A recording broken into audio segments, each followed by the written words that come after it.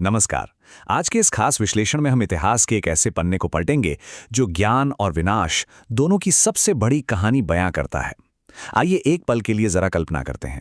एक ऐसा पहाड़, कोई आम पहाड़ नहीं बल्कि किताबों और बेशकीमती पांडुलिपियों का एक विशाल पहाड़, जो 1 या 2 दिन नहीं बल्कि पूरे 3 महीने तक धधकता रहा। एक ऐसी आग जिसने प्राचीन भारतीय ज्ञान की राख से आसमान को काला कर दिया था। यह सिर्फ एक इमारत का जलना नहीं था, यह मानव सभ्यता के सबसे बड़े ज्ञानकोश का धुएं में तब्दील होना था। 90 दिन, ये आंकड़ा ही अपने आप में सिहरन पैदा कर देता है। आखिर उस आग में ऐसा क्या था जो इतने लंबे समय तक जलता ही रहा? सच तो ये है कि उन 90 दिनों में सिर्फ ताड़पत्र या कागज नहीं जल रहे थे। उस धुएं में आर्यभट्ट का शून्य जल रहा था, नागार्जुन का रसायन विज्ञान राख हो रहा था और सुश्रुत की जटिल सर्जरी का ज्ञान जल रहा था। असल में वो एक ऐसा भविष्य था जो शायद दुनिया को हजारों साल आगे ले जा सकता था। भाग 1, प्राचीन दुनिया का गूगल। चलिए इस त्रासदी से थोड़ा पीछे चलते हैं। 5वीं सदी का वो समय जब सम्राट कुमारगुप्त ने एक ऐसे बौद्धिक केंद्र की नींव रखी थी जिसे अगर हम आज की भाषा में समझें तो वो प्राचीन दुनिया का गूगल था। उस समय की ग्लोबल सिचुएशन को देखें तो कॉन्ट्रास्ट एकदम साफ नजर आता है। एक तरफ 5वीं सदी का यूरोप था जो डार्क एजेस यानी अंधकार युग के दलदल में फंसा था। वहां बीमारियों को जादू टोना समझा जा रहा था और पृथ्वी को चपटा माना जाता था। लेकिन ठीक उसी समय दूसरी तरफ 5वीं सदी का भारत अपने स्वर्ण युग में था। यहां कोई आम किला या महल नहीं बल्कि पूरी तरह से सिर्फ ज्ञान को समर्पित एक ऐसा शहर बसाया जा रहा था जिसका राजा कोई इंसान नहीं बल्कि विजडम यानी ज्ञान था। इसके आंकड़े सच में हैरान करने वाले हैं।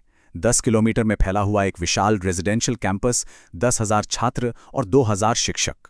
और सबसे कमाल की बात है ये अनुपात, हर 5 छात्रों पर एक टीचर। आज हार्वर्ड या येल जैसी मॉडर्न आईवी लीग यूनिवर्सिटीज भी इस रेशियो का सिर्फ सपना ही देख सकती हैं। और मजे की बात यह है कि यहां कोई वीआईपी कोटा नहीं था। एंट्री का सिर्फ एक ही क्राइटेरिया था और वो था टैलेंट। एक और बात जो इसे सबसे अलग बनाती थी वो था यहां का पूरी तरह से क्लासलेस होना। राजा का बेटा हो या किसी गरीब किसान का, सब एक ही तरह के कपड़े पहनते थे और सिलेबस वो भी एकदम मॉडर्न था। इसमें बेझिझक सवाल उठाने के लिए तर्कशास्त्र यानी लॉजिक था जिसे हेतु विद्या कहते थे। इसके अलावा कम्युनिकेशन के लिए शब्द विद्या, मेडिकल साइंस, वेदों का ज्ञान और यहां तक कि नास्तिकता और सांख्य दर्शन भी पढ़ाया जाता था। मतलब हर विचार पर खुलकर डिबेट करने की पूरी आज़ादी थी। भाग 2, सबसे कठिन प्रवेश परीक्षा। अब जाहिर है ज्ञान के इस मंदिर तक पहुंचना कोई बच्चों का खेल नहीं था। इसके भारी भरकम मुख्य द्वार पर बाहरी दुनिया के पैसे या रुतबे की कोई वैल्यू नहीं थी। आमतौर पर ऐसे मुख्य द्वारों पर हथियारबंद सिक्योरिटी गार्ड होते हैं ना, लेकिन यहाँ इतिहास का सबसे अनोखा द्वारपाल खड़ा होता था, उस समय के सबसे महान विद्वानों में से एक। चीन, कोरिया और तुर्की जैसे दूर दराज देशों से जो भी छात्र यहाँ आते थे, उन्हें अंदर जाने से पहले इस द्वारपाल को तर्क, वाद विवाद और विज्ञान में हराना पड़ता था। ये अपने आप में एक अल्टीमेट टेस्ट था। इस एंट्रेंस एग्जाम की सख्ती का अंदाजा हम इसी बात से लगा सकते हैं कि चीनी यात्री हुएनसांग के दस्तावेजों के मुताबिक यहाँ फेल होने की दर 80% थी। जी हाँ, 10 में से 8 छात्र उसी दरवाजे से वापस लौटा दिए जाते थे। सोचिए, उस दौर में नालंदा के दरवाजे तक पहुंचाना ही दुनिया भर में एक बहुत बड़े सम्मान की बात मानी जाती थी। भाग 3, वो अहंकार जिसने इतिहास को जला दिया।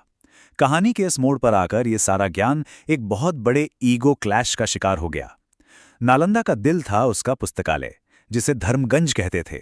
ये मानव ज्ञान का एक 9 मंजिला प्राचीन क्लाउड स्टोरेज था। और यहीं से शुरू होता है सिपह सलार बख्तियार खिलजी का वो खौफनाक चैप्टर।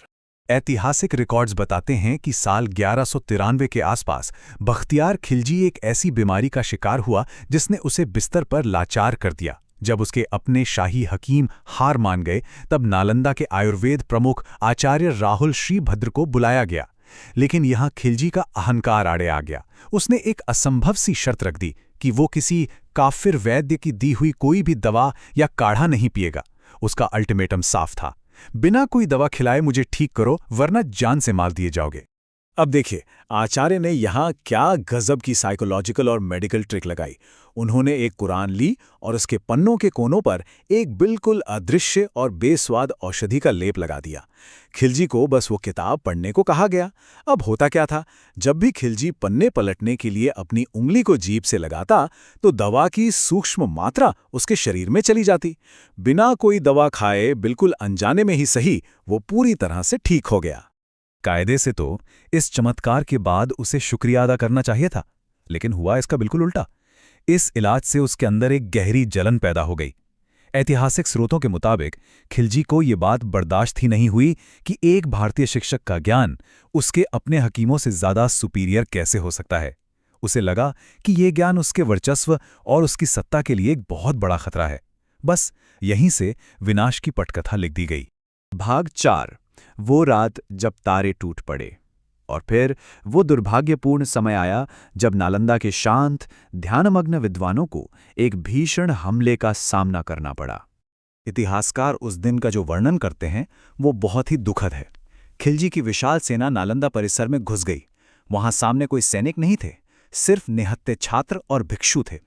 संगमरमर के वह सफ़ेद फर्श खून से लाल हो गए और फिर निशाना बनाया गया उस 9 मंजिला धर्मगंज पुस्तकालय को। करीब 90 लाख पांडुलिपियों को आग के हवाले कर दिया गया।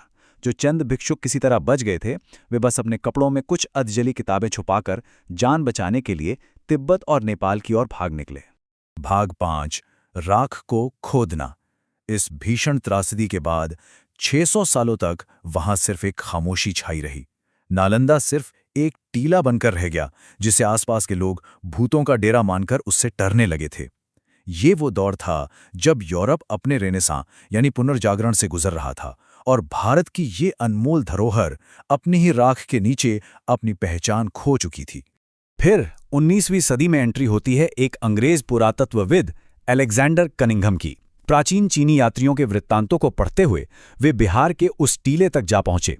जब उन्होंने वहां खुदाई शुरू की तो हैरान होकर अपनी डायरी में लिखा, मैं एक ऐसे विशाल दानव के कंकाल को खोद रहा हूं जिसकी भव्यता का अंदाजा लगाना नामुमकिन है। उस खुदाई से दुनिया को पहली बार पता चला कि सदियों पहले वहां असल में क्या था। इस खुदाई में मिले सबूतों ने उस खौफनाक रात की सच्चाई को और भी पुख्ता कर दिया। सबसे रोंगटे खड़े कर देने वाली चीज जो उन्हें मिली वो थी जले हुए चावल की बोरियां। ये कार्बन बन चुका अनाज उस अचानक हुए हमले का सबसे बड़ा और खामोश गवाह है। हैरानी की बात यह है कि ये आज भी वहां के म्यूजियम में सुरक्षित रखे हुए हैं, जो चीख चीख कर बताते हैं कि कैसे उस कैंपस की जिंदगी को एक पल में खत्म कर दिया गया था। भाग 6। आधुनिक पुनर्जागरण। लेकिन यहां एक दार्शनिक सवाल उठता है, क्या विचारों को जलाकर खत्म किया जा सकता है?